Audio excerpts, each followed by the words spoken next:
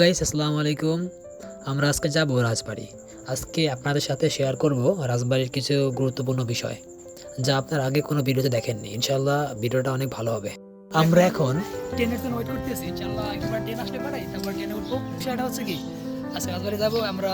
জীবনযান প্রকল্পের আওতায় কিছু কাজ শিখবো ইনশাআল্লাহ। আমাদের ট্রেনটি সকাল 7টার দিকে আসলো, দেখতে খুবই ভালো লাগতেছিল।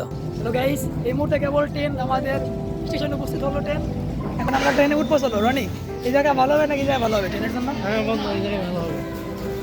চলো যাই, ট্রেনে যাই। এখন আমাদের ট্রেনে দেখি কি করা যায়। দেখি আঙ্কেল। হ্যাঁ রনি, আমরা সামনে যাই আর আমরা পিছনে যাবো। আসো চলো পিছনে যাই, এখন ট্রেনে পিছনে যাবো আমরা। যেহেতু ট্রেনটি সকাল 7টার দিকে স্টেশনে আসছিল, সেহেতু ট্রেনটি সকাল 7:30 ট্রেনটি ছাড়ার কথা ছিল। সেই কথা অনুযায়ী আমরা ট্রেন ধরার জন্য চলতে লাগলাম। আমরা ট্রেনের লাস্টের দিকের বগিতে বসেছিলাম, কারণ আমরা জানি যে কোনো ধরনের দুর্ঘটনা হলে লাস্টের বগির দিকে ক্ষয়ক্ষতি কম হয়। সে কারণেই লাস্টের দিকেই আর কি বসার ট্রাই করতেছিলাম। ইনশাল্লাহ আমাদের ট্রেন জার্নিটা অনেক ভালো হবে সেই আশায় ব্যক্ত করছি। অনেক খোঁজার পর অবশেষে আমরা আমাদের ট্রেনের বগিটা পেলাম। ট্রেনের বগির আমাদের যে সিটটা ছিল জানালার পাশে বসলাম। সিটটা অনেক ভালো লাগলো। আমরা দুই বন্ধু মিলে আড্ডা করতেছিলাম, গল্প করতেছিলাম। চলুন এখন বলি আমাদের এই গলন্দ রেল স্টেশনের ইতিহাস। আমাদের এই গলন্দ রেল স্টেশন বহু প্রাচীন। রাজবাড়ী জেলার মূল কেন্দ্র ছিল পূর্বের সেই গলন্দ মহকুমা, আর গলন্দ মহকুমার মূল কেন্দ্রে ছিল এই গলন্দ রেল স্টেশন, যা আজ ঐতিহ্যের প্রতীক। পর আমরা আস্তে আস্তে ট্রেনের দরজা দিয়ে খুব আরামভাবে ট্রেনের মধ্যে প্রবেশ করলাম। তারপর ট্রেনের মধ্যে গিয়েই আমার মনে একটা প্রশ্ন আসলো, আমাদের এই গলন্দের এই ট্রেনের ইতিহাস ঐতিহ্য কত বছরের পুরানো। চলুন সে বিষয়ে জেনে নেওয়া যাক। আমাদের এই গলন্দ রেলঘাট প্রায় ব্রিটিশ আমল থেকে আরম্ভ হয়েছিল। আর আপনারা জানলে অবাক হবেন, রেল স্টেশনের এখন যে কোর্সগুলো বসানো রয়েছে প্রায় প্রত্যেকটা কোর্সই ব্রিটিশ আমলের তৈরি। তা কতটা অক্ষত আছে সেটা দেখলে অবাক হবার মতো। আর আমাদের বর্তমানে কোনো কিছু তৈরি করলে তা কয়েকদিনের বেশি যায় না। ব্রিটিশদের এই স্থাপত্য শিল্প দেখার পাশাপাশি আমরা ট্রেনের জার্নি এনজয় করতে লাগলাম। দুই বন্ধু মিলে ট্রেনে যখন উঠলাম কতই না মজা লাগতেছিল। মনে হচ্ছিল কি একটা আনন্দের মধ্যে ডুবে গেছি। ট্রেন যখন ছুটতে লাগলো মনে হতে লাগলো নতুন একটা জার্নি, নতুন একটা এক্সপিরিয়েন্স করতে লাগলাম।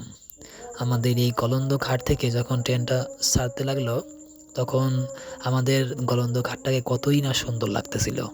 কি সুন্দর তার পরিবেশ, মনে হচ্ছিল এত সুন্দর গলন্দ কোথায় কখনোই দেখিনি। একদম আত্মাটা এর এতগুলো বছর, প্রায় 18টা বছর এখানে ব্যয় করেছি, কিন্তু আমার কাছে মনেই হচ্ছিল না যে আমি গলন্দের পোলাপান বা গলন্দের লোক। আমার কাছে সেটা মনেই হচ্ছিল না, কারণ আমি আগে কখনো দেখিনি যে গলন্দ এতটা সুন্দর। আমার বাড়ির পরিবেশ এতটা সুন্দর হবে আমি কল্পনা করতে পারিনি।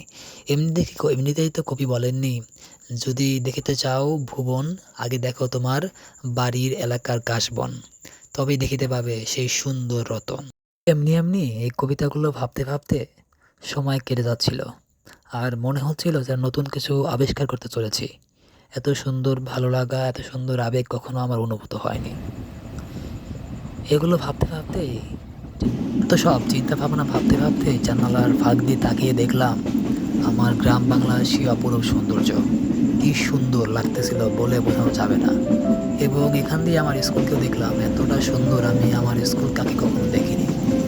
গ্রাম বাংলার এতটা সৌন্দর্য আমাকে মুগ্ধ করে দিল। আগে ভাবতাম, প্রায় সময় বলতাম রাজশাহী কত না সুন্দর হবে, খুলনা কত না সুন্দর হবে, ঢাকাই বা না কত না সুন্দর হবে, কিন্তু কখনো নিজের মন প্রাণ দিয়ে আমার মাতৃভূমি মানে আমার গলন্দকে দেখিনি। সত্যি কথা বলতে এটা এতটা সুন্দর আমার কাছে তা আমি বলে প্রকাশ করতে পারবো না।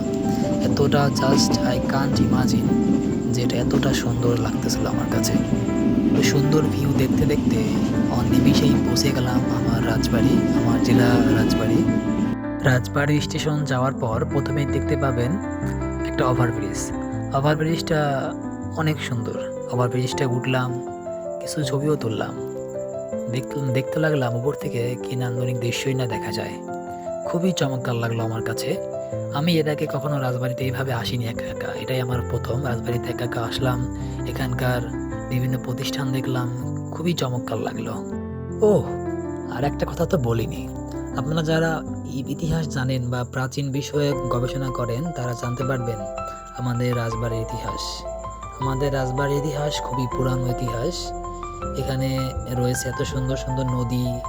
আমাদের রাজবাড়ির প্রধান নদী হচ্ছে পদ্মা, সবাই জানেন। পদ্মা নদী বাংলাদেশের অনেক বড় একটা খ্যাতি জুড়ে আছে। তারপরে এখানে রয়েছে যমুনা এবং পদ্মা নদীর মিলন মেলা, এছাড়াও নানান অ্যাট্রাকশন আমাদের রাজবাড়ির মধ্যে রয়েছে। তারপর অনেকক্ষণ ধরে রাজবাড়িতে ঘুরলাম। ঘোরার পর আমার যে সকল কাজ ছিল সে সকল কাজগুলো সম্পন্ন করলাম, খাওয়া দাওয়া করলাম, স্টেশনটা ভালো মতন ঘুরে দেখলাম।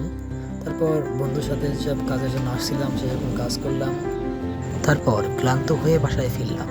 অবস্থা খুবই ক্লান্ত হয়ে গিয়েছিলাম। তারপর তো রিল্যাক্স।